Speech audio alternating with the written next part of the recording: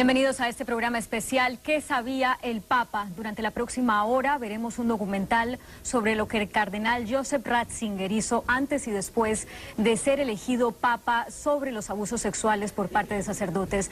Al final de este documental y para analizarlo nos acompañarán desde la Ciudad de México Rubén Aguilar Valenzuela, académico y autor del Pleito de los Papas. Desde Buenos Aires, el padre Jesús Álvarez, miembro de la Sociedad San Pablo. Desde Monterrey, México, la periodista San Juana Martínez, excorresponsal en Roma y autora de varios libros acerca del tema.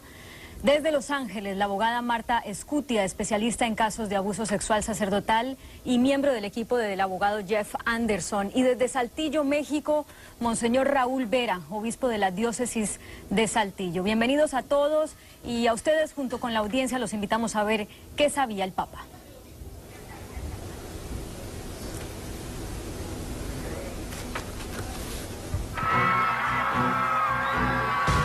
...2008...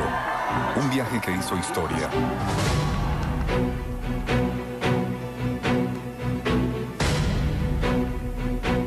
La primera visita a los Estados Unidos del nuevo Papa. Su primera oportunidad para dirigirse a los católicos estadounidenses y hablar sobre el abuso sexual en la Iglesia Católica. Ninguna de mis palabras podría describir el dolor y el daño infligidos por tal abuso.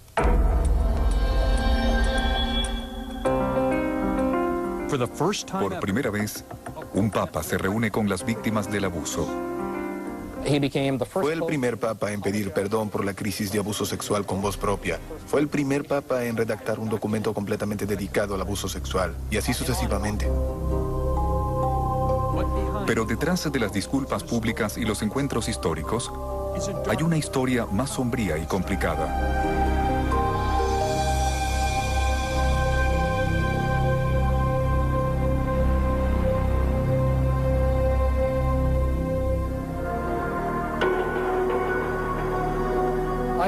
Creo que la respuesta compleja y frustrante es que el Papa Benedicto XVI es a la vez parte del problema y parte de la solución en ese tema. Joseph Ratzinger no fue ni es villano de la crisis de abuso sexual en la Iglesia Católica, de ninguna manera. Pero tampoco es el héroe. Él era parte de una cultura. David Gibson es reportero especializado en religión y biógrafo del Papa. El poder, la autoridad de la Iglesia y el derecho canónico siempre estuvo en sus manos para hacer algo. Pero siempre tomó la vía más lenta, la táctica de postergar. Es algo que creo que la gente aún espera que responda. ¿Por qué? ¿Por qué no hizo más? Por décadas antes de convertirse en Papa, Joseph Ratzinger fue un funcionario poderoso en el Vaticano quien más que cualquier otro, además del Papa Juan Pablo II, pudo tomar acciones decisivas para apaciguar la crisis de abuso sexual. Pero según dicen los críticos y muestran los documentos, la historia de cómo manejó los casos de pederastia es polémica, parte de una cultura de dilación y quizás obstrucción.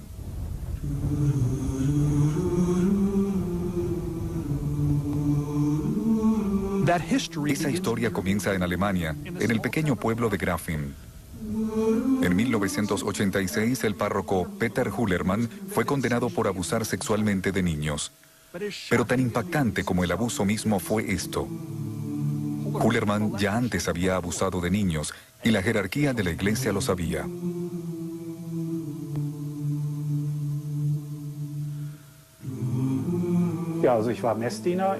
Yo era monaguillo en la iglesia donde sucedió e iba a misa de 2 a 3 veces por semana. En esta iglesia, en Essen, Alemania, Wilfried Fesselmann dice que Hullermann abusó de él 7 años antes de ser arrestado en Grafing. Fesselmann apenas tenía 11 años. Me dio algo de beber y comencé a sentirme mal. Luego se desvistió y me dijo que también me desvistiera. Luego nos tocamos y tuve que hacerle sexo oral. Hullermann fue transferido a Múnich, para someterse a terapia. Su psiquiatra advirtió a la iglesia que no debería permitírsele trabajar de nuevo con niños, pero unas semanas después del traslado, Hullerman fue asignado a una nueva parroquia. ¿Quién supervisó el traslado de un delincuente sexual conocido a la nueva iglesia? El hombre que hoy conocemos como el Papa Benedicto, entonces cardenal Joseph Ratzinger, arzobispo de Múnich. Múnich debió suspenderlo en 1980. El señor Ratzinger, o quien fuera el encargado de asegurar que no permanecieran en la iglesia, debió haberlo expulsado. Esto podría haber salvado a muchas víctimas. El Vaticano admitió que el cardenal Ratzinger aprobó el traslado de Hullerman a su diócesis en Múnich, pero dice que fue el asistente de Ratzinger quien asignó al sacerdote pederasta a una nueva parroquia. Una decisión que, según el Vaticano, Ratzinger desconocía. Esperábamos cambios. El monseñor Charles Cicluna, fiscal de la Santa Sede, trabajó con el Papa por años en los casos de abuso sexual. Cuando conversó conmigo en el Vaticano, fue su primera entrevista para televisión sobre el historial del Papa. Hablamos de una diócesis enorme, con un mínimo de 1000 sacerdotes. El arzobispo de Múnich-Freising debe delegar. Él delegaría sus decisiones y el seguimiento a otros. Eso es completamente entendible, pero de esos miles, apuesto a que no había muchos pederastas. Aspiramos que no. Es cierto, y probablemente es más fácil hacerle seguimiento a los pederastas. Mi pregunta para ustedes, ¿es posible que el cardenal Ratzinger pudo hacer un mejor trabajo en el seguimiento de los pederastas? Conociendo a Ratzinger, cuando delega algo, uno siente que es responsable. Es muy triste delegar cosas y que las ignoren. ¿Qué hacer? Es decepcionante. Si el cardenal Ratzinger en Múnich no supo del padre Peter Hullerman, debió saberlo. Es una de las responsabilidades de un arzobispo. Siempre se sabe dónde están sus sacerdotes. No estaba cumpliendo su tarea. Hullerman finalmente fue expuesto en 2006. No por la iglesia, sino por Wilfried Fesselmann, tras someterse a terapia. Lo busqué en Google e inmediatamente vi su nombre y supe que estaba trabajando con niños otra vez. Quedé totalmente sorprendido de cómo podía pasar algo así. El Vaticano afirma que cuando Ratzinger dejó su cargo en Múnich, también dejó atrás el problema de Hullerman. Es apropiado que una vez que se cuenta con un sucesor, la responsabilidad sea suya. ¿Dónde estaba Benedicto todos estos años cuando el sacerdote abusaba de otros niños? ¿Por qué no dijo nada? Cuando el escándalo de abuso sexual explotó en los años 80 y 90, ¿nunca quiso revisar el caso de ese tal Peter Hullerman? Quizás para ver dónde estaba. El Papa nunca ha mencionado el tema. ¿Cuántos sacerdotes pederastas más pudieron estar bajo su jurisdicción cuando estuvo en el arzobispado de Múnich? No lo sabemos. Tras 5 años como arzobispo de Múnich, Ratzinger fue promovido a una posición en el Vaticano donde se vería directamente involucrado en algunos de los más notorios casos de abuso sexual en los Estados Unidos.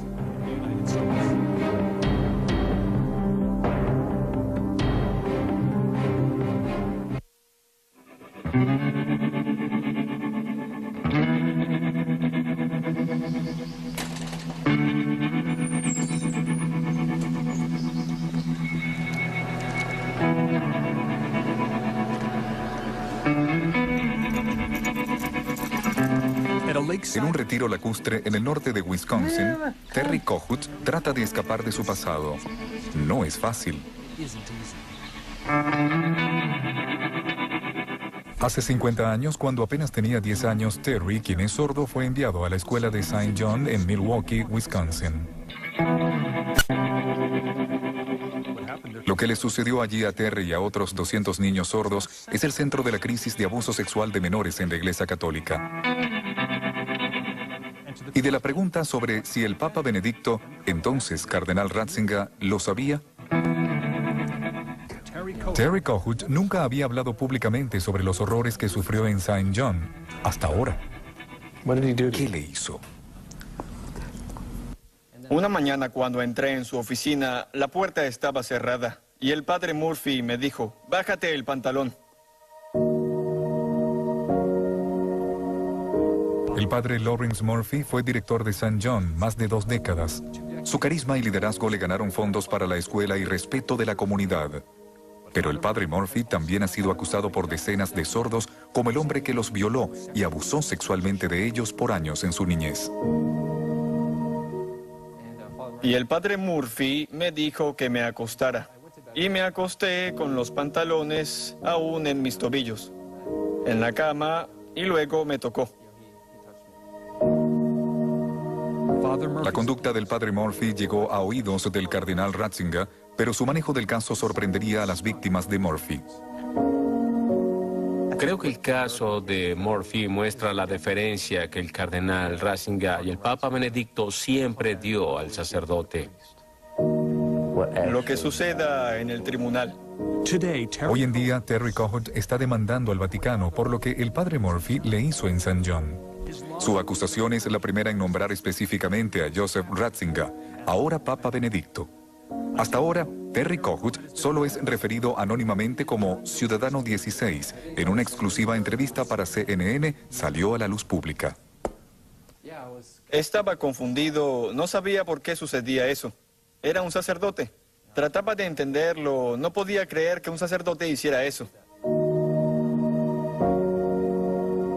Desde 1950 hasta 1974, el padre Murphy abusó de hasta 200 niños sordos, según documentos del tribunal. Esta era la escuela St. John para sordos. Hoy funciona allí una escuela distinta, pero para tantos niños vulnerables y que no tenían voz, sigue siendo un lugar espeluznante. Allí fueron abusados y en ocasiones violados por el padre Lawrence Murphy.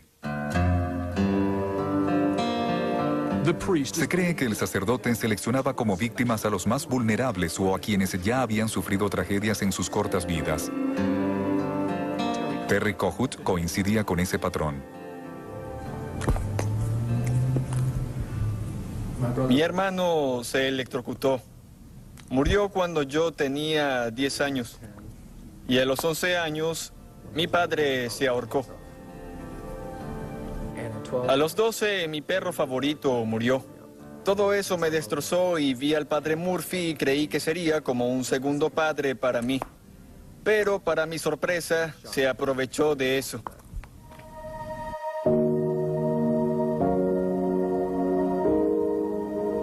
Carl Nelson y Stephen Geyer estudiaron en St. John con Terry Kohut. También afirman que Murphy abusó de ellos. No era fácil vivir en el dormitorio. No había padres, ni policía. Estábamos atrapados. Era como una prisión. No podíamos escapar.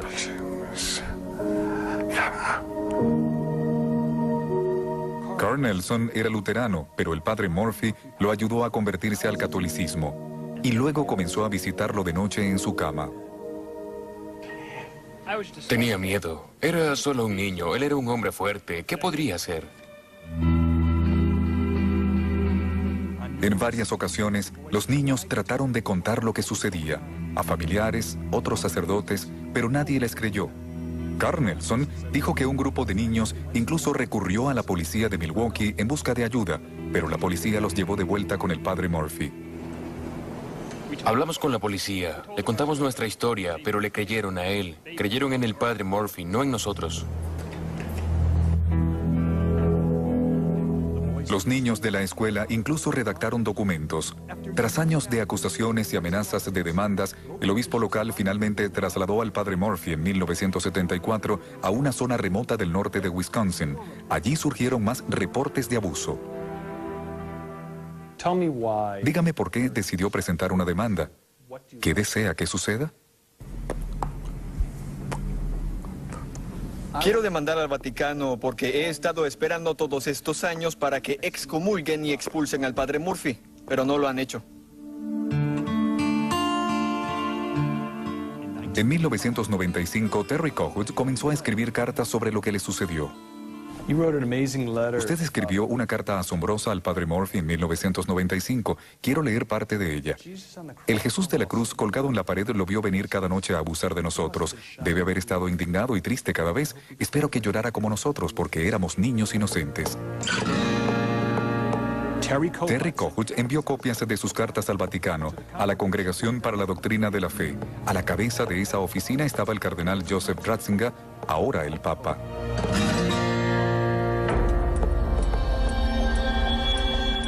A continuación veremos lo que el Papa sabía y lo que hizo con el padre Murphy.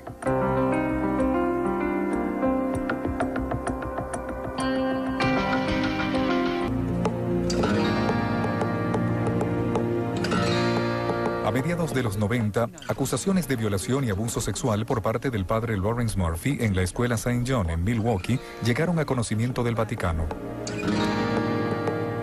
El rastro de documentos descubiertos en el caso Murphy conduce directamente al Vaticano, incluyendo al Papa Benedicto, entonces cardenal Ratzinger.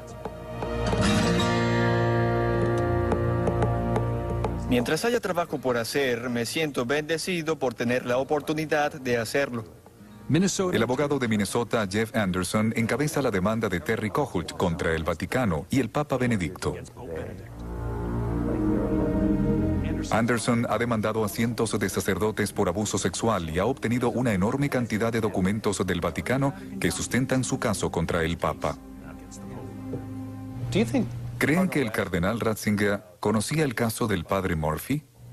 Sabemos que las cartas llegaron a su secretario, Burton, y por eso sabemos que Ratzinger estuvo directamente involucrado, no solo porque se dirigían a él, sino porque fue manejado por su secretario en su departamento bajo su autoridad y control.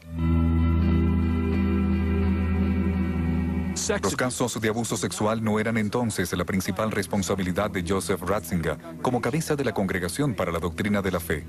Pero un puñado de casos, incluyendo al de Murphy, sí llegaron a su atención directa. Esos son los casos que nos dan una mirada más clara sobre lo que el Papa sabía. Es a través de documentos internos obtenidos por CNN y raramente vistos que se revela la historia verdadera. El 17 de julio de 1996, el arzobispo de Milwaukee, reverendo Renberg Wigland, escribió al cardenal Ratzinger describiendo los abusos del padre Murphy y su uso del confesionario para acciones pecaminosas. Wigland consultaba al cardenal Ratzinger sobre cómo proceder. Tomarían 8 meses y 2 cartas más dirigidas al Vaticano para obtener una respuesta. El secretario del cardenal Ratzinger, arzobispo Tarcisio Bertone, le respondió sugiriéndole proceder con un juicio eclesiástico secreto.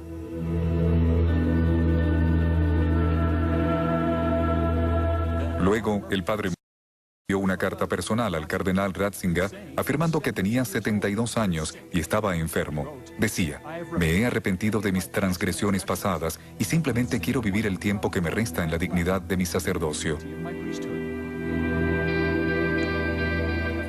Tras la carta personal del padre Murphy al cardenal Ratzinger, algo pareció cambiar. Las cartas desde Roma tenían un tono diferente, aparentemente más comprensivos con el sacerdote violador. El secretario del cardenal Ratzinger escribió al arzobispo Wigland pidiéndole dar cuidadosa consideración a medidas pastorales, como guía y supervisión, en lugar de un juicio. Wigland no estuvo de acuerdo. En mayo de 1998 viajó desde Wisconsin a Roma para reunirse con el equipo del cardenal Ratzinger. Las minutas de la reunión de la arquidiócesis afirman: "Quedó claro que la congregación no nos alentaba a proceder con una destitución formal". Finalmente, el 19 de agosto de 1998, arzobispo Wigland aceptó la sugerencia de la congregación de poner en práctica un plan pastoral y detuvo el juicio. Eso implicó que el padre Murphy siguió siendo sacerdote el resto de su vida. El 21 de agosto de 1998 muere el padre Murphy. A pesar de lo que les hizo a los niños sordos de las vidas que arruinó, nunca fue expulsado. Fue sepultado aquí con toda la dignidad y honores de un sacerdote de la Iglesia Católica con derecho pleno. Y viajé con el padre Ratzinger.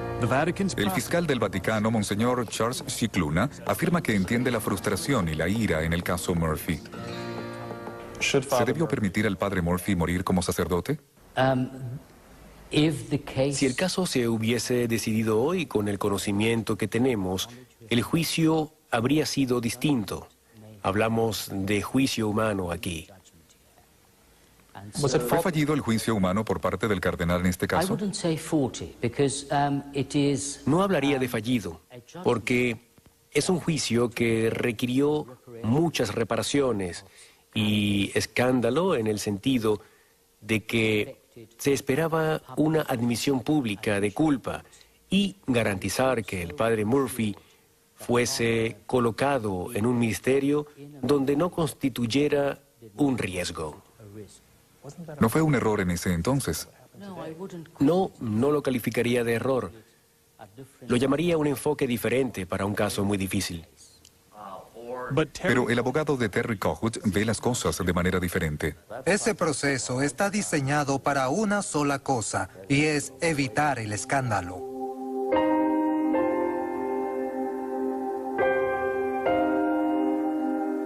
¿Qué le diría al Papa si lo tuviera frente a frente aquí?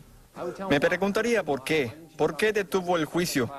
¿Por qué le dio misericordia al padre Murphy? ¿Y yo qué? ¿Y los otros 200 niños?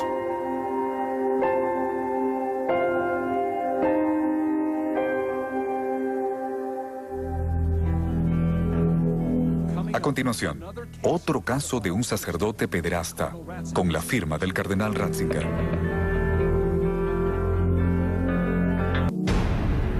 Él es Stephen Kisle. A las niñas pequeñas a veces no las diferenciaba de los niños. Sentenciado 2 veces por pederastia. Eso era un problema. ¿Tocó a jovencitas en el área de los pechos? Sí. Durante casi una década tras su primer arresto por abuso de menores, llevó el hábito de sacerdote católico. Vestía zapatillas deportivas, usaba una camisa con el cuello de cura, barba poblada y cabello despeinado. No era el típico sacerdote viejo y calvo. Comenzaba la década de los 70 aquí en la iglesia y escuela de Saint Joseph en Pinole, California, donde Kisle, tan popular entre los niños que era apodado el flautista de Hamelin, destrozó la inocencia de muchos de esos niños. Niños como Kathy Thompson, quien afirma haber temblado de temor cuando Kisle se le acercaba. Le gustaba besar en los labios y con la lengua. Le gustaba poner la mano bajo nuestra falda y a algunas les hacía cosquilla. A mí me pellizcaba. En 1978 declaró no lo contendere al cargo de abusos aquí en Our Lady of the Rosary cerca de Oakland y fue sentenciado a 3 años de libertad condicional. Se apartó de la iglesia, se sometió a terapia y pidió permiso a la jerarquía para dejar el sacerdocio. Parecía un caso sencillo para expulsión. Un sacerdote sentenciado por pederastia en un caso público pedía ser liberado inmediatamente de sus votos. Pero el Vaticano no se deshizo de Kisle sino hasta 6 años después. El tortuoso proceso fue documentado en una reveladora serie de cartas entre el obispo superior de Kisle, John Cummings, y la Congregación para la Doctrina de la Fe en Roma. En junio de 1981, Cummings exige que Kisle sea expulsado por tomarse libertades sexuales con niños de entre 11 y 13 años. Noviembre del 81. La congregación pide más información. Una semana después, Ratzinger asume el mando de la congregación. Febrero del 82, Cummings advierte a Ratzinger de un escándalo. Marzo del 82, la congregación responde, nada que informar. Septiembre del 82, Cummings escribe de nuevo. Octubre del 82, la congregación responde de nuevo, nada que informar. El padre Thomas Doyle, experto en asuntos de la iglesia, es ahora defensor de una de las víctimas. Este pareció un tema crucial y urgente para el obispo Cummings en el momento. El hecho de que continuara enviando cartas sin contar con el número de llamadas telefónicas que debió haber hecho. A lo largo de todo el proceso, Kisle siguió siendo sacerdote, aunque se le prohibió trabajar en una parroquia, una decisión que protegió a los niños pero no redujo el empeño del obispo de expulsar formalmente a Kisle de la iglesia. Finalmente, tras 4 años de retardo, una respuesta de Ratzinger, su decisión, dilatar aún más. La carta de Ratzinger recomienda consideración cuidadosa que requiere mucho tiempo.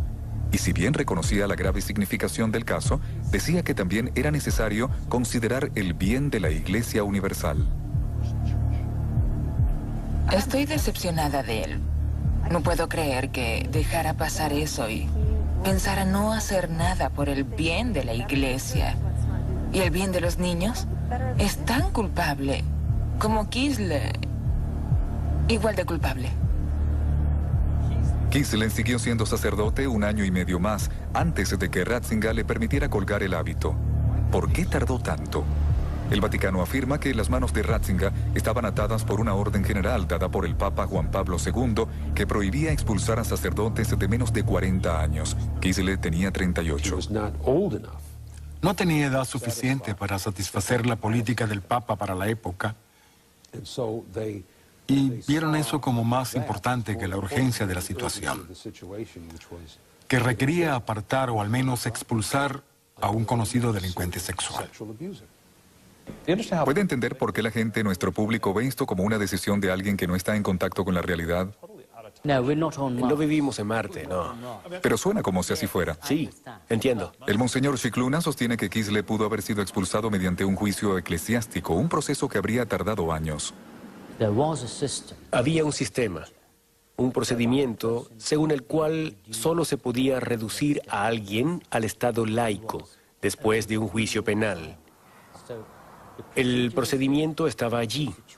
Era la decisión del obispo. Pero entiendo que los obispos buscaran una salida rápida, pues entiendo que el tiempo apremia en estos casos.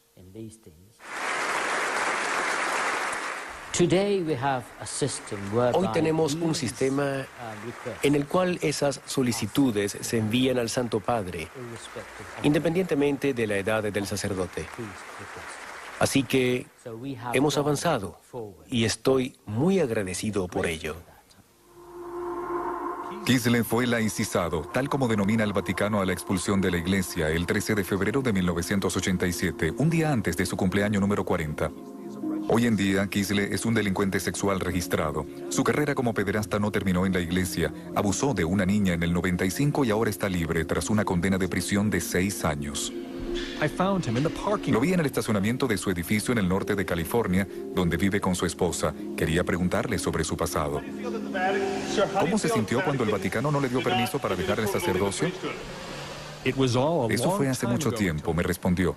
Pero parece que fue ayer para Kathy Thompson. ¿Qué le dirías a él? Que vaya al infierno. ¿Por qué no se va ahora? A continuación, mientras el cardenal Ratzinger dejaba a los sacerdotes pederastas en la iglesia, se sorprenderán del perfil de sacerdotes que perseguía. El cuerpo de Cristo. El cuerpo de Cristo. Este es el pan que nos viene del cielo y esta la copa de la vida eterna. El padre Thomas Reese es el tipo de sacerdote que el cardenal Ratzinger veía como amenaza para la iglesia. El cuerpo de Cristo. Su crimen, publicar una revista. En 1998 me convertí en editor en jefe de la revista América, el semanario católico nacional publicado por los jesuitas en Estados Unidos. Traté de promover conversaciones, diálogos, debates en la revista sobre los temas que enfrentaba la iglesia. Entre los temas, matrimonio homosexual y derecho al aborto, temas que le eran repulsivos al cardenal conservador, quien se veía a sí mismo como guardián de la doctrina de la iglesia. Sabía que algunos de los temas que publicamos en América eran controversiales, pero siempre me aseguré de que contáramos con la opinión de quienes apoyaban la línea del Vaticano. Por ejemplo, incluso publiqué un par de artículos del mismo cardenal Ratzinger. A pesar de eso, publicar opiniones que diferían de la línea de la iglesia se convirtió en motivo para despido a los ojos del cardenal Ratzinger. Es del conocimiento público que el cardenal Ratzinger pidió mi remoción. El debate abierto no es algo con lo que Joseph Ratzinger se sienta cómodo. Le preocupaba que la iglesia mostrase un frente unificado y que todos supieran la posición de la iglesia. Y si no estaba de acuerdo, se estaba afuera. La campaña de Ratzinger contra los sacerdotes que se apartaban de la estricta doctrina de la iglesia fue tan virulenta que la prensa lo apodó el Rottweiler de Dios. Expertos en asuntos del Vaticano afirman que Ratzinger silenció, censuró o amonestó a decenas de teólogos durante su reinado en la congregación. Él fue la figura más polarizante del universo católico. Creo que los conservadores católicos lo veían como su campeón defensor, y para los católicos liberales era el Darth Vader del mundo católico. El cardenal Ratzinger fue apasionado en acallar en disenso, pero nunca hubo ninguna indicación pública de que fuera igual de apasionado en expulsar a los sacerdotes pederastas. He visto evidencia de esto como clérigo. El Vaticano está más interesado en nuestros pensamientos que en nuestros actos. Es lo que más les preocupa. Están obsesionados con ello. Para Ratzinger, la cura de la crisis de abuso sexual era seguir fielmente la doctrina de la Iglesia. Para él, ser más estricto en la fe, la ortodoxia y la propia espiritualidad serían necesariamente el primer paso para curar cosas como licencias y abuso sexual por parte de los sacerdotes. Padre, escucha las súplicas de la familia reunida ante ti. Fue así que el padre Rizzi era considerado una amenaza para la Iglesia y aplicó todo el peso de su autoridad. Sin embargo, para un sacerdote pederasta, la historia sería diferente. En 1989, el obispo Daniel Ryan condujo 45 minutos al norte de su diócesis en Springfield, Illinois, hasta este pueblo, Lincoln. Vino a visitar a uno de sus sacerdotes, un sacerdote que vivía aquí, en prisión. En 1985, el padre Alvin Campbell se declaró culpable de varios cargos de abuso sexual de niños de hasta 11 años. Fue sentenciado a 14 años en prisión. Matt McCormick fue una de las víctimas del abuso de Campbell. Nunca paso por esta escuela, ni por esta iglesia. A partir del 7º grado, Campbell abusó de McCormick en la capilla de la escuela, la rectoría e incluso aquí. Este es el confesionario. Este es el confesionario. Y él se sentaba allí. Reservado solo para confesión cara a cara. Campbell fue enviado a prisión, pero seguía siendo sacerdote. Fue por eso que el obispo Ryan había venido a visitarlo para tratar de convencerlo de que dejara voluntariamente el sacerdocio. Campbell se rehusó. Ryan recurrió a Roma en busca de ayuda, envió copias de las sentencias contra Campbell que describían en detalle lo que Campbell había hecho a sus víctimas y le pidió a Joseph Ratzinger expulsar a Campbell. La respuesta de Ratzinger, no. La solicitud en cuestión no puede ser admitida pues carece de la petición del mismo padre Campbell requerida por las normas en vigor. Increíblemente, lo que el cardenal Ratzinger estaba diciendo era que no podía conceder la expulsión de un sacerdote, aunque fuese delincuente sexual convicto, sin el permiso del mismo sacerdote. Mostramos la carta a Matt McCormick. Era la primera vez que la veía. Lo siento, tengo que leer esto de nuevo. ¿Qué es lo primero que le diría al Papa Benedicto si estuviera cara a cara con él? ¿Qué le diría? Le diría que lo que hicieron fue crear un ambiente para pederastas y violadores de niños. Y la violación de esos niños recae sobre sus hombros. Monseñor, ¿no ve lo ridículo que suena el derecho canónico cuando requiere su consentimiento para ser expulsado? Sonaría ridículo si se olvida que el siguiente párrafo dice que existe una forma de reducirlo al estado laico, y es a través de un juicio eclesiástico. La carta de Ratzinger afirma que el obispo podría evitar la responsabilidad de mantener a Campbell sometiéndolo a un juicio eclesiástico, pero eso tomaría años, y Campbell ya había sido sentenciado en un juicio criminal. Scicluna admite que el proceso debía ser cambiado. Creo que estos casos ciertamente le enseñaron al cardenal Ratzinger y a sus colaboradores que debía hacerse algo, y algo se hizo. Hoy en día, la ley canónica tiene un escenario distinto.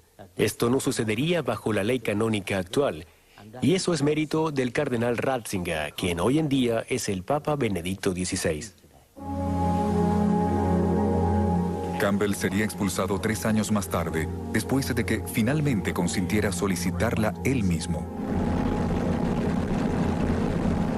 Tras luchar contra la depresión, el alcohol y las drogas, McCormick hoy en día está felizmente casado y tiene una hija, así como una esposa decepcionada de la Iglesia Católica. Ambos nos convertimos a la Iglesia Luterana por esto. Personalmente ya no tengo fe en lo absoluto en la Iglesia Católica. Al regreso, ¿un cambio de actitud? El fracaso en el caso Campbell, que se atribuye a Joseph Ratzinger y a la Congregación para la Doctrina de la Fe, fue el problema que hizo que Ratzinger recurriera a Juan Pablo II en busca de una solución.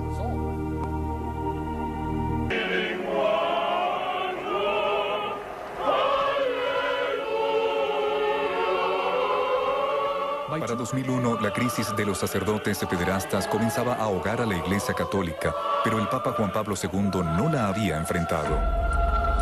Sacerdotes en todo Estados Unidos estaban siendo juzgados por abuso e incluso violación. Las demandas contra la Iglesia se acumulaban. Una diócesis en Texas fue obligada a pagar millones de dólares a las víctimas. La era de la negación claramente había concluido. Ratzinger finalmente convenció a su jefe de que había que comenzar a hacer algo. Sabía que la espada de Damocles, el escándalo mediático, estaba por caer. El Papa dio al cardenal Ratzinger y a la Congregación para la Doctrina de la Fe carta blanca para manejar directamente los casos de abuso sexual. John Allen cree que Ratzinger experimentó una especie de conversión. Al leer una y otra vez los expedientes de los casos y las detalladas notas en ellos, así como los testimonios de las víctimas, se convenció de que no todo era humo, que había fuero de verdad. Y desde 2001 en adelante, la Congregación para la Doctrina de la Fe se convirtió en la punta de lanza en el Vaticano para una respuesta más enérgica a la crisis. Aún así, Ratzinger parecía a la defensiva en público. En 2002, dijo que los reporteros en los medios estadounidenses habían exagerado la crisis. Uno llega a la conclusión de que es intencional, manipulado, que existe un deseo de desacreditar a la Iglesia. Pero tras bastidores en el Vaticano, el cardenal Ratzinger estaba cambiando las cosas. Las nuevas reglas se le daban poder para iniciar el proceso de expulsión de sacerdotes. Comenzaron a procesar cientos de casos en todo el mundo a un ritmo que en los estándares del Vaticano es impresionante, pues la filosofía de trabajo en el Vaticano es que si me das un mensaje el miércoles, te responderé en 300 años. Pasó a tener una gran actividad tras bastidores. Aunque no rompió el protocolo, no pasó por encima de sus superiores, presionó y presionó. Una batalla que libró y finalmente ganó fue contra el reverendo Marcial Maciel Degollado, un poderoso sacerdote mexicano y protegido de Juan Pablo II, quien había sido acusado de abusar de jóvenes seminaristas. El caso había estado paralizado durante años, pero en 2004 Ratzinger lo reabrió y finalmente expulsó a Maciel de su ministerio sacerdotal. Como papa, asumió el control de la poderosa orden religiosa de Maciel, los Legionarios de Cristo. Creo que la conclusión es, sin importar lo mala que haya sido la respuesta del Vaticano a la crisis, pudo haber sido peor de no ser por el liderazgo personal del Papa Benedicto XVI. Una vez que Ratzinger se convirtió en el Papa Benedicto, hubo más acciones sin precedentes. Reuniones con víctimas del abuso, disculpas públicas y finalmente un reconocimiento de que la crisis no provino de enemigos externos a la Iglesia, sino que había nacido del pecado dentro de la Iglesia. ¿Es posible que si el cardenal Ratzinger hubiese sido más flexible entonces, más creativo, habría limitado los horrores que sufrieron estas víctimas? El cardenal Ratzinger fue creativo cuando expresó su frustración con la ley canónica y en definitiva recurrió a Juan Pablo II en busca de facultades o permisos especiales. ¿Es justo decir que el cardenal Ratzinger se vio frustrado por no poder hacer más por estas víctimas, expulsando a estos sacerdotes descarriados? Creo que existen registros de su frustración, sí. Si bien el Papa ha evolucionado y ha tomado fuertes medidas para lidiar con la crisis, quedan asuntos pendientes que atormentan a las víctimas de los sacerdotes pederastas.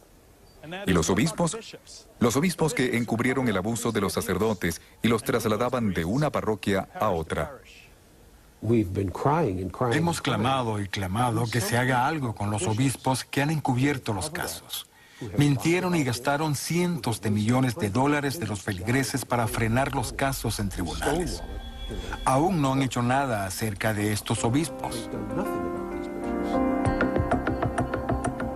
Obispos como el cardenal Bernard Law de Boston, quien encubrió los crímenes de sacerdotes que abusaron de decenas de niños.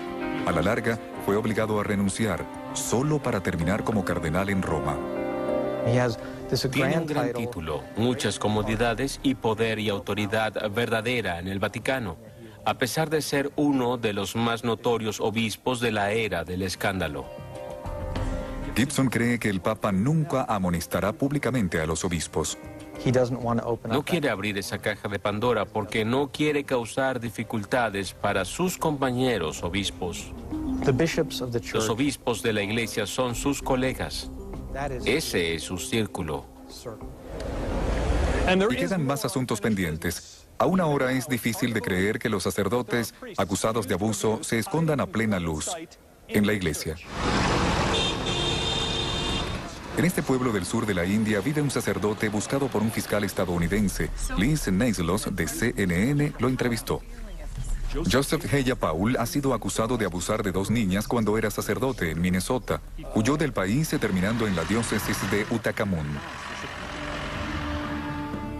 El obispo jefe de Heya Paul en Estados Unidos lo denunció varias veces a la antigua oficina del Papa, la Congregación para la Doctrina de la Fe, incluso mencionando la solicitud de extradición.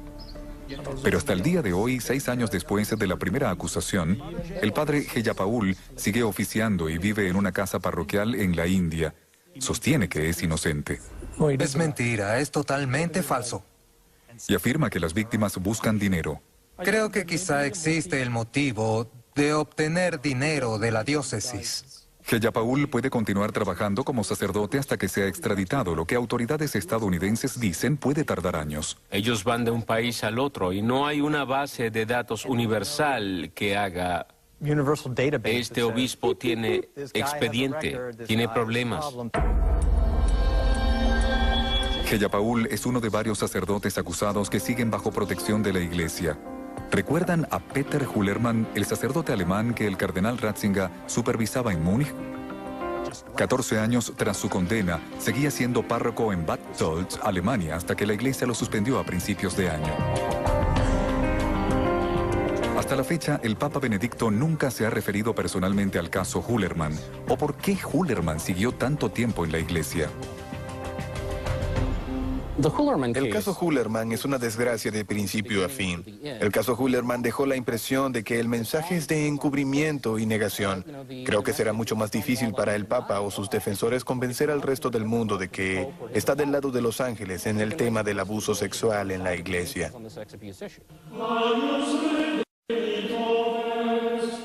Para expertos en asuntos del Vaticano, el Papa Benedicto puede ser visto como un reformista, el líder eclesiástico que más ha hecho para enfrentar la crisis. Pero para muchas víctimas, católicos comunes y corrientes, y para el público en general, no ha sido suficiente. El asunto pendiente del abuso sexual no solo socava la credibilidad del Papa, sino que podría causar aquello a lo que ha dedicado toda su vida a combatir, que los católicos se desvíen de la fe. Si la credibilidad de los líderes de la iglesia se pierde, la gente no los escuchará y terminará haciendo lo que el cardenal Ratzinger más temía. Se apartarán de la iglesia y creerán lo que quieran creer. Al final, ese puede ser el peor escenario de todos, la pesadilla de Joseph Ratzinger, y hasta cierto punto, dado su historial, podría ser una realidad.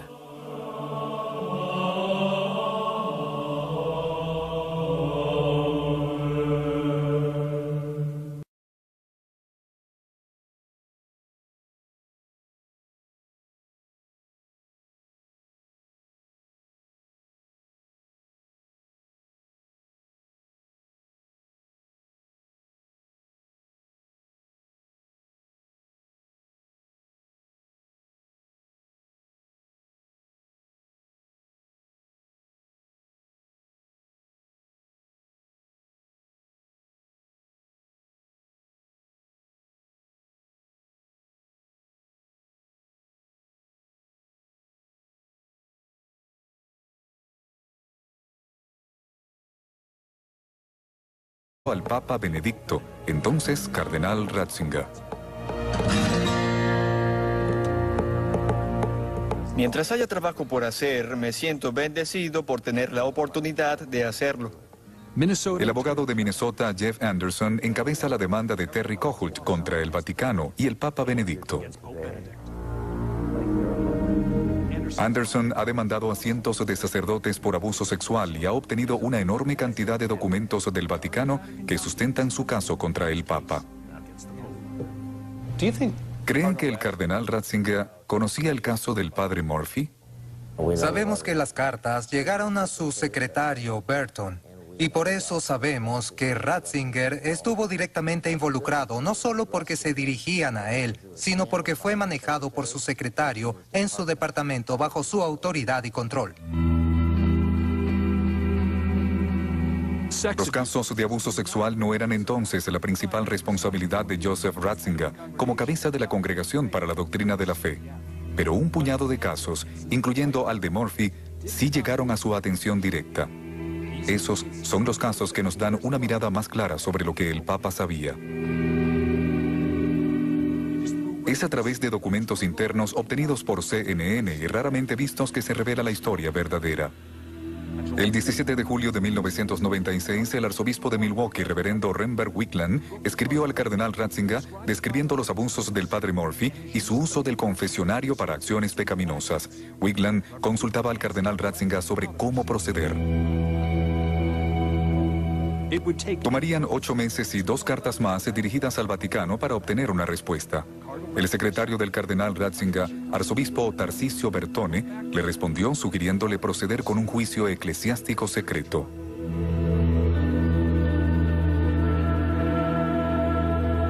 Luego, el padre envió una carta personal al cardenal Ratzinger afirmando que tenía 72 años y estaba enfermo. Decía: "Me he arrepentido de mis transgresiones pasadas y simplemente quiero vivir el tiempo que me resta en la dignidad de mi sacerdocio".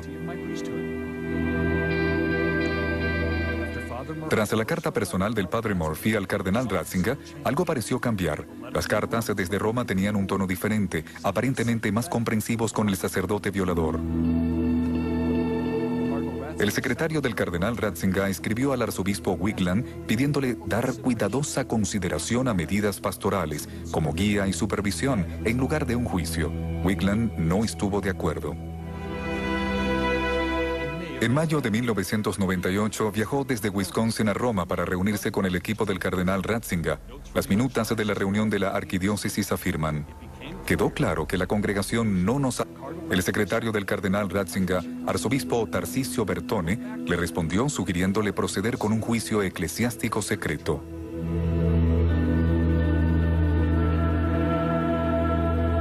Luego, el padre envió una carta personal al cardenal Ratzinger afirmando que tenía 72 años y estaba enfermo. Decía: "Me he arrepentido de mis transgresiones pasadas y simplemente quiero vivir el tiempo que me resta en la dignidad de mi sacerdocio". Tras la carta personal del padre Murphy al cardenal Ratzinger, algo pareció cambiar. Las cartas desde Roma tenían un tono diferente, aparentemente más comprensivos con el sacerdote violador. El secretario del cardenal Ratzinger escribió al arzobispo Wigland pidiéndole dar cuidadosa consideración a medidas pastorales, como guía y supervisión, en lugar de un juicio. Wigland no estuvo de acuerdo. En mayo de 1998 viajó desde Wisconsin a Roma para reunirse con el equipo del cardenal Ratzinger. Las minutas de la reunión de la arquidiócesis afirman: "Quedó claro que la congregación no nos alentaba a proceder con una destitución formal". Finalmente, el 19 de agosto de 1998, arzobispo Wigland aceptó la sugerencia de la congregación de poner en práctica un plan pastoral y detuvo el juicio. Eso implicó que el padre Murphy siguió siendo sacerdote el resto de su vida. El 21 de agosto de 1998 muere el padre Murphy. A pesar de lo que les hizo a los niños sordos de las vidas que arruinó, nunca fue expulsado. Fue sepultado aquí con toda la dignidad y honores de un sacerdote de la Iglesia Católica con derecho pleno. Y viajé con el padre Ratzinger. El fiscal del Vaticano, Monseñor Charles Scicluna, afirma que entiende la frustración y la ira en el caso Murphy. ¿Se debió permitir al padre Murphy morir como sacerdote? Si el caso se hubiese decidido hoy con el conocimiento que tenemos, el juicio habría sido distinto. Hablamos de juicio humano aquí. ¿Fue fallido el juicio humano por parte del cardenal en este caso?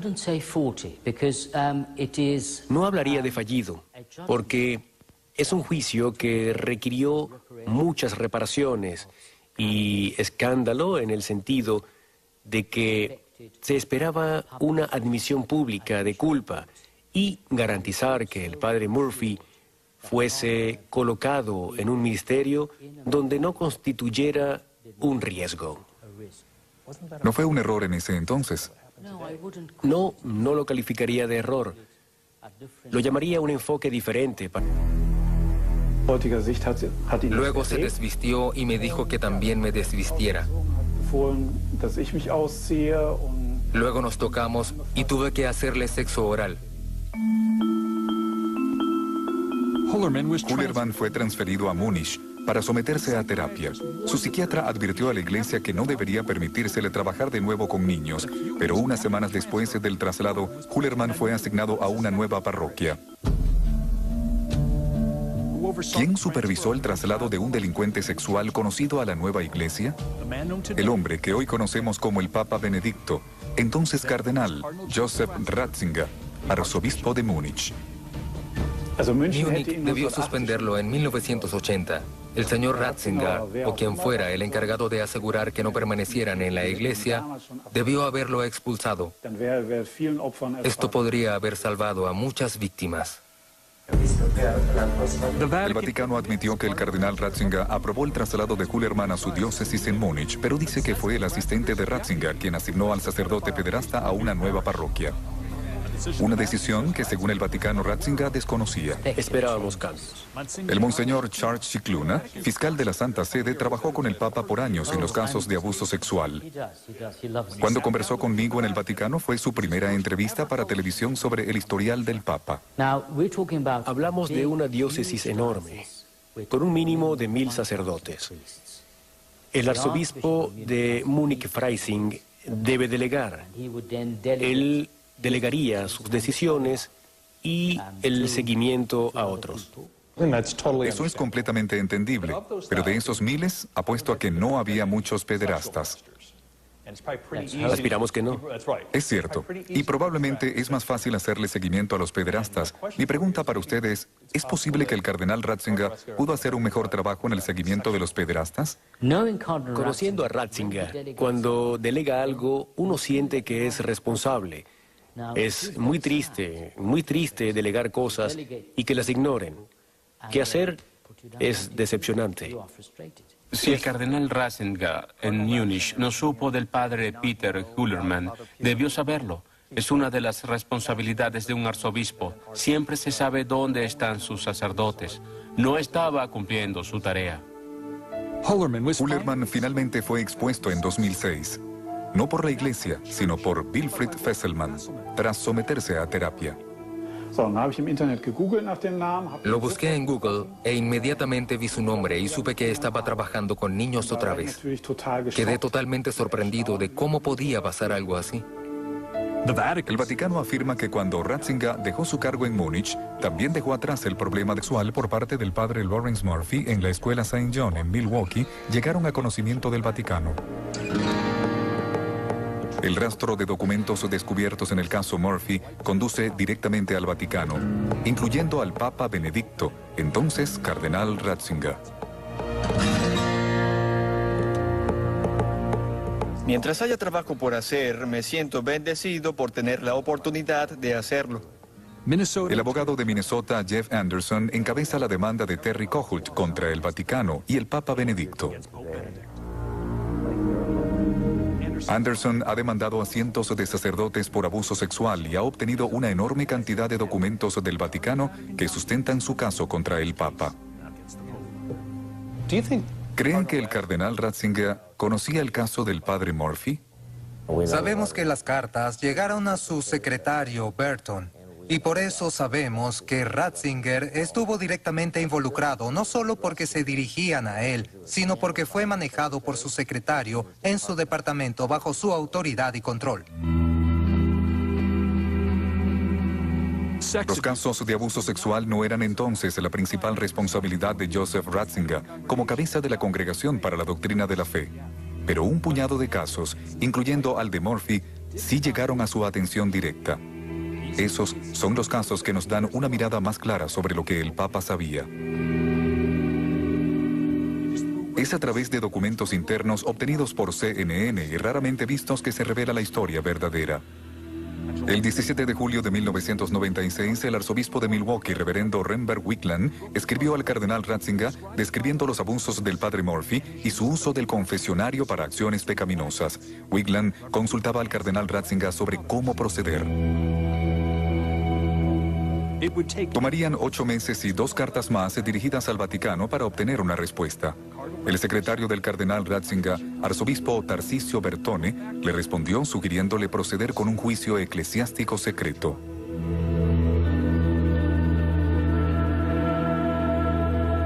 Luego, el padre envió una carta personal al cardenal Ratzinger afirmando que tenía 72 años y estaba enfermo. Decía: "Me he arrepentido de mis transgresiones pasadas y simplemente quiero vivir el tiempo que me resta en la dignidad de mi sacerdocio". Tras la carta personal del padre Murphy al cardenal Ratzinger, algo pareció cambiar. Las cartas desde Roma tenían un tono diferente, aparentemente más comprensivos con el sacerdote violador. El secretario del cardenal Ratzinger escribió al arzobispo Wigland pidiéndole dar cuidadosa consideración a medidas pastorales, como guía y supervisión, en lugar de un juicio. Wigland no estuvo de acuerdo. ¿Sacerdocio? Eso fue hace mucho tiempo, me respondió, pero parece que fue ayer para Kathy Thompson. ¿Qué le dirías a él? Que vaya al infierno. ¿Por qué no se va ahora? A continuación, mientras el cardenal Ratzinger dejaba a los sacerdotes pederastas en la iglesia, se sorprenderán del perfil de sacerdotes que perseguía. El cuerpo de Cristo. El cuerpo de Cristo. Este es el pan que nos viene del cielo y esta la copa de la vida eterna. El padre Thomas Reese es el tipo de sacerdote el que el cardenal Ratzinger veía como amenaza para la iglesia. El cuerpo de Cristo. Su crimen: publicar una revista. En 1998 me convertí en editor en jefe de la revista América, el semanario católico nacional publicado por los jesuitas en Estados Unidos. Traté de promover conversaciones, diálogos, debates en la revista sobre los temas que enfrentaba la iglesia. Entre los temas: matrimonio homosexual y derecho al aborto, temas que le eran repulsivos al cardenal conservador, quien se veía a sí mismo como guardián de la doctrina de la iglesia. Sabía que algunos de los temas que publicamos en América eran controversiales, pero siempre me aseguré de que contáramos con la opinión de quienes apoyaban la línea del Vaticano. Por ejemplo, incluso publiqué un par de artículos del mismo cardenal Ratzinger. A pesar de eso, publicar opiniones que diferían de la línea de la iglesia se convirtió en motivo para despido a los ojos del cardenal Ratzinger. Es del conocimiento público que el cardenal Ratzinger pidió mi remoción. El debate abierto no es algo con lo que Joseph Ratzinger se sienta cómodo. Le preocupaba que la iglesia mostrase un frente unificado y que todos supieran la posición de la iglesia. Y si no estaba de acuerdo, se estaba afuera. La campaña de Ratzinger contra los sacerdotes que se apartaban de la estricta doctrina de la iglesia fue tan virulenta que la prensa lo apodó el Rottweiler de Dios. Expertos en asuntos del Vaticano afirman que Ratzinger silenció, censuró o amonestó a decenas de teólogos durante su reinado en la congregación. Él fue la figura más polarizante del universo católico. Creo que los conservadores católicos lo veían como su campeón defensor, y para los católicos liberales era el Darth Vader del mundo católico. El cardenal Ratzinger fue apasionado en acallar en disenso, pero nunca hubo ninguna indicación pública de que fuera igual de apasionado en expulsar a los sacerdotes pederastas. He visto evidencia de esto como clérigo. El Vaticano está más interesado en nuestros pensamientos que en nuestros actos. Es lo que más les preocupa, están obsesionados con ello. Para Ratzinger, la cura de la crisis de abuso sexual era seguir fielmente la doctrina de la iglesia, juzgados por abuso e incluso violación. Las demandas contra la iglesia se acumulaban. Una diócesis en Texas fue obligada a pagar millones de dólares a las víctimas. La era de la negación claramente había concluido. Ratzinger finalmente convenció a su jefe de que había que comenzar a hacer algo. Sabía que la espada de Damocles, el escándalo mediático, estaba por caer. El Papa dio al cardenal Ratzinger y a la Congregación para la Doctrina de la Fe carta blanca para manejar directamente los casos de abuso sexual. John Allen cree que Ratzinger experimentó una especie de conversión. Al leer una y otra vez los expedientes de los casos y las detalladas notas en ellos, así como los testimonios de las víctimas, se convenció de que no todo era humo, que había fuero de verdad. Y desde 2001 en adelante, la Congregación para la Doctrina de la Fe se convirtió en la punta de lanza en el Vaticano para una respuesta más enérgica a la crisis. Aún así, Ratzinger parecía a la defensiva en público. En 2002, dijo que los reporteros en los medios estadounidenses habían exagerado la crisis. Uno llega a la conclusión de que es intencional, manipulado, que existe un deseo de desacreditar a la Iglesia. Pero tras bastidores en el Vaticano, el cardenal Ratzinger estaba cambiando las cosas. Las nuevas reglas se le daban poder para iniciar el proceso de expulsión de sacerdotes. Comenzaron a procesar cientos de casos en todo el mundo a un ritmo que en los estándares del Vaticano es impresionante, pues la filosofía de trabajo en el Vaticano es que si me das un mensaje el miércoles, te responderé en 300 años. Pasó a tener una gran actividad tras bastidores. Aunque no rompió el protocolo, no pasó por encima de sus superiores, presionó y presionó. Una batalla que libró y finalmente ganó fue contra el reverendo Marcial Maciel Degollado, un poderoso sacerdote mexicano y protegido de Juan Pablo II, quien había sido acusado de abusar de jóvenes seminaristas.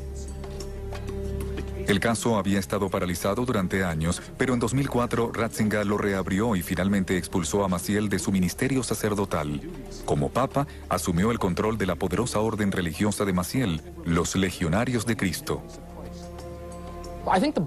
Creo que la conclusión es, sin importar lo mala que haya sido la respuesta del Vaticano a la crisis, pudo haber sido peor de no ser por el liderazgo personal del Papa Benedicto XVI. Una vez que Ratzinger se convirtió en el Papa Benedicto, hubo más acciones sin precedentes.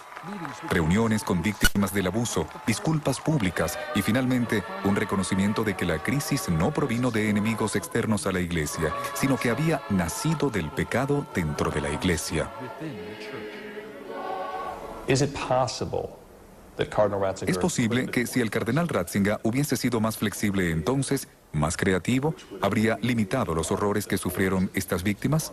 Ciudadano 16, en una exclusiva entrevista para CNN, salió a la luz pública. Estaba confundido, no sabía por qué sucedía eso. Era un sacerdote. Trataba de entenderlo, no podía creer que un sacerdote hiciera eso. Desde 1950 hasta 1974, el padre Murphy abusó de hasta 200 niños sordos, según documentos del tribunal. Esta era la escuela St. John para sordos. Hoy funciona allí una escuela distinta, pero para tantos niños vulnerables y que no tenían voz, sigue siendo un lugar espeluznante. Allí fueron abusados y en ocasiones violados por el padre Lawrence Murphy.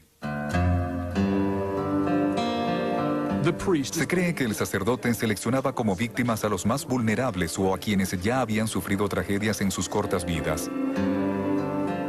Terry Kohut coincidía con ese patrón. Mi hermano se electrocutó. Murió cuando yo tenía 10 años. Y a los 11 años, mi padre se ahorcó. A los 12, mi perro favorito murió. Todo eso me destrozó y vi al padre Murphy y creí que sería como un segundo padre para mí. Pero para mi sorpresa, se aprovechó de eso.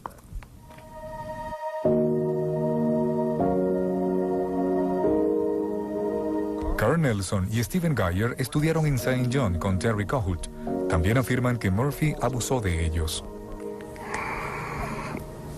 No era fácil vivir en el dormitorio. No había padres, ni policía. Estábamos atrapados. Era como una prisión. No podíamos escapar.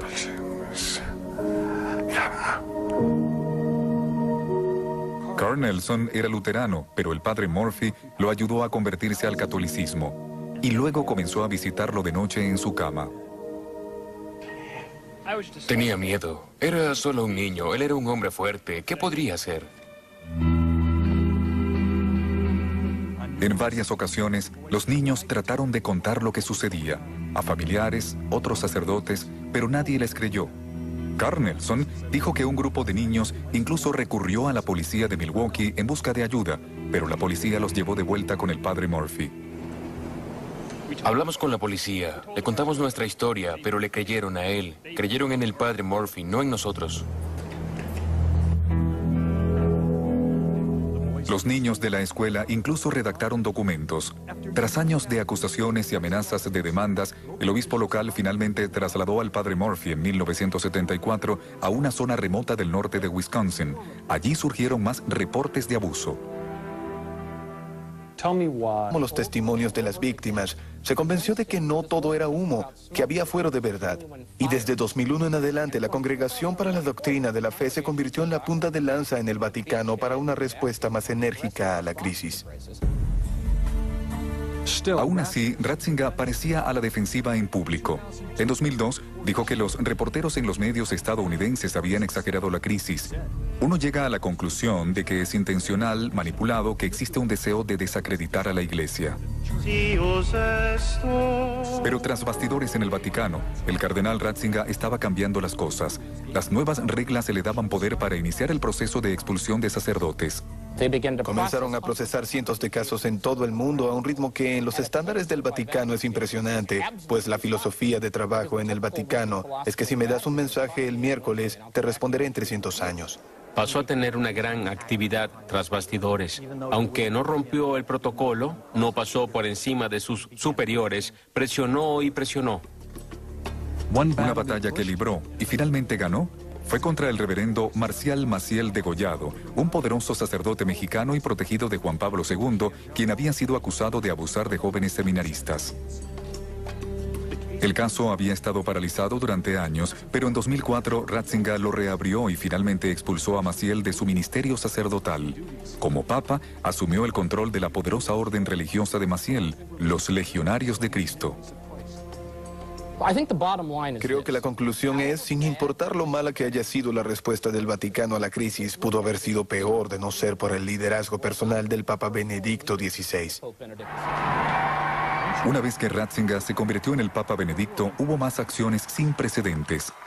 Reuniones con víctimas del abuso, disculpas públicas y finalmente un reconocimiento de que la crisis no provino de enemigos externos a la Iglesia, sino que había nacido del pecado dentro de la Iglesia. ¿Es posible que si el cardenal Ratzinger hubiese sido más flexible entonces, más creativo, habría limitado los horrores que sufrieron estas víctimas? El cardenal Ratzinger fue creativo cuando expresó su frustración con la ley canónica y en definitiva recurrió a Juan Pablo II en busca de facultades o permisos especiales. ¿Es justo decir que el cardenal Ratzinger se vio frustrado por no poder hacer más por estas víctimas, expulsando a estos sacerdotes descarriados? Creo que existen registros de su frustración, sí. Si bien el Papa ha evolucionado y ha tomado fuertes medidas para lidiar con la crisis, quedan asuntos pendientes que atormentan a las víctimas de los sacerdotes pederastas. ¿Y los obispos? Los obispos que encubrieron el abuso de los sacerdotes y los trasladaban de una parroquia a otra. Dice que existe una forma de reducirlo al estado laico y es a través de un juicio eclesiástico. La carta de Ratzinger afirma que el obispo podría evitar la responsabilidad de mantener a Campbell sometiéndolo a un juicio eclesiástico, pero eso tomaría años, y Campbell ya había sido sentenciado en un juicio criminal. Scicluna admite que el proceso debía ser cambiado. Creo que estos casos ciertamente le enseñaron al cardenal Ratzinger y a sus colaboradores que debía hacerse algo, y algo se hizo. Hoy en día, la ley canónica tiene un escenario distinto. Esto no sucedería bajo la ley canónica actual, y eso es mérito del cardenal Ratzinger, quien hoy en día es el Papa Benedicto XVI.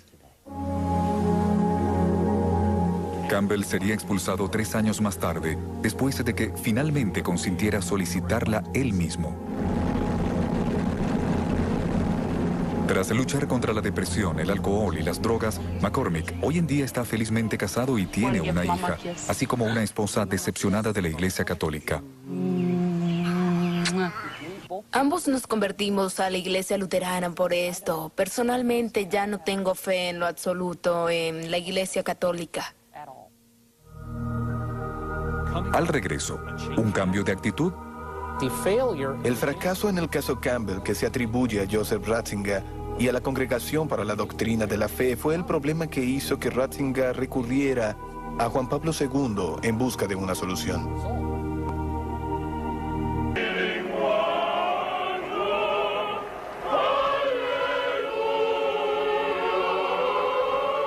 Para 2001, la crisis de los sacerdotes pederastas comenzaba a ahogar a la Iglesia Católica, pero el Papa Juan Pablo II no la había enfrentado.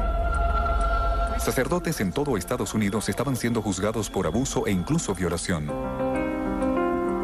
Las demandas contra la iglesia se acumulaban. Una diócesis en Texas fue obligada a pagar millones de dólares a las víctimas. La era de la negación claramente había concluido. Ratzinger finalmente convenció a su jefe de que había que comenzar a hacer algo. Sabía que la espada de Damocles, el escándalo mediático, estaba por caer. El Papa dio al cardenal Ratzinger y a la Congregación para la Doctrina de la Fe carta blanca para manejar directamente los casos de abuso sexual. John Allen cree que Ratzinger experimentó una especie de conversión. Al leer una y otra vez los expedientes de los casos y las detalladas notas en ellos, así como los testimonios de las víctimas, se convenció de que no todo era humo, que había fuero de verdad. Y desde 2001 en adelante, la Congregación para la Doctrina de la Fe se convirtió en la punta de lanza en el Vaticano para una respuesta más enérgica a la crisis. Aún así, Ratzinger parecía a la de... Este es el confesionario. Este es el confesionario. Y él se sentaba allí. Reservado solo para confesión cara a cara.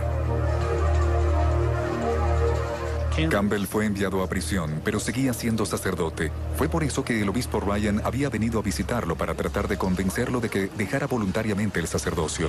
Campbell se rehusó.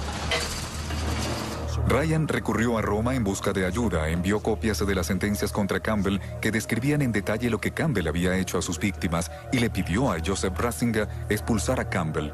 La respuesta de Ratzinger, no.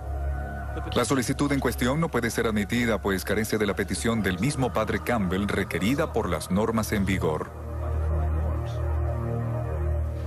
Increíblemente, lo que el cardenal Ratzinger estaba diciendo era que no podía conceder la expulsión de un sacerdote, aunque fuese delincuente sexual convicto, sin el permiso del mismo sacerdote. Mostramos la carta a Matt McCormick. Era la primera vez que la veía. Lo siento, tengo que leer esto de nuevo. ¿Qué es lo primero que le diría al Papa Benedicto si estuviera cara a cara con él? ¿Qué le diría? Le diría que lo que hicieron fue crear un ambiente para pederastas y violadores de niños. Y la violación de esos niños recae sobre sus hombros. Monseñor, ¿no ve lo ridículo que suena el derecho canónico cuando requiere su consentimiento para ser expulsado? Sonaría ridículo si se olvida que el siguiente párrafo dice que existe una forma de reducirlo al estado laico y es a través de un juicio eclesiástico.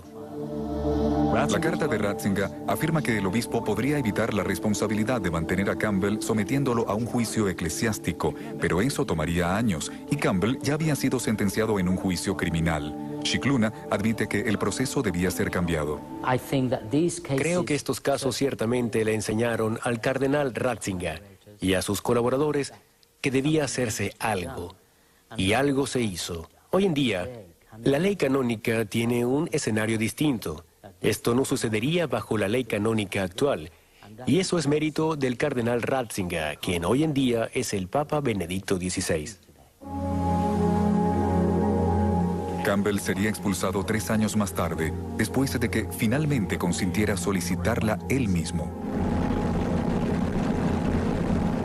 Tras luchar contra la depresión, el alcohol y las drogas, McCormick hoy en día está felizmente casado y tiene una hija, así como una esposa decepcionada de la Iglesia Católica. Ambos nos convertimos a la Iglesia Luterana por esto. Personalmente ya no tengo fe en lo absoluto en la Iglesia Católica. Al